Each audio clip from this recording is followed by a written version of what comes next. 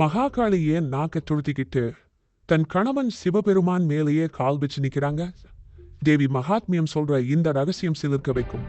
துர்க்கைக்கும் சும்பன் சும்ப அரக்கர்களுக்கும் போர் நடந்தப்போ துர்க்கையின் நெற்றிக்கண்ணில் இருந்து கருப்பு நேரத்துல மண்டை ஓட்டு மாலையோட பிடிச்சு கிளம்பினவங்க தான் காளி.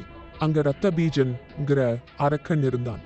அவன் ரத்தம் ஒரு சொட்டு பூமியில விழுந்தாலும் அதுல இருந்து 1000 அரக்கர்கள் வருவாங்க அவனை அழிக்க. காளி தன் நாக்கை போர்க்களம் முழுக்க விரிச்சு அவன் உடம்புல இருந்து சிந்தின மொத்த ரத்தத்தையும் கீழே விழவிடாம குடிச்சாங்க. கடைசியில ரத்த வெறியில அவங்க ஆடின ஆட்டத்தால அண்ட சராசரமும் அழிய ஆரம்பிச்சது. அப்போ சிவன் சக்தி இல்லையே, சிவன் வெறும் பிணம் அவனை உணர்த்துற மாதிரி அவங்க காலில் மிதிபடுறதுக்காகவே வழியில படுத்தாரு. கால் பட்ட உடனே ஐயோ என் கணவனா அதிர்ச்சியாகி வெட்கத்துல நாக்கை கடித்து அமைதியானாங்க. அதுதான் அந்த ஆக்ரோஷ வடிவா. இப்படிப்பட்ட வரலாறும் பக்தியும் கலந்து சொல்வதற்கான கதைகள் தொடர பக்தி பயணம் சேனலுக்கு இப்போதே சப்ஸ்கிரைப் பண்ணுங்கள்.